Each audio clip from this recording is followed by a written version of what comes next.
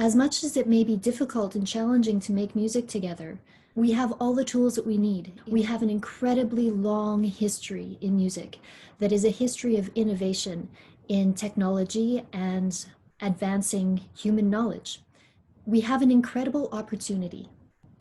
The students in band and choir have a great solid foundation of the history of music to stand on. And if we use the tools that we have at our disposal in the 21st century, we can continue to make music. There was no such thing as affordable sound equipment, really, when I was a kid. Now, students have it in their own phone. Just imagine where we can go if the kids today have great chops on their instrument and also start to learn the digital production skills in order to make their own music.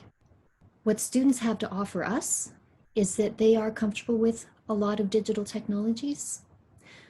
They're already there.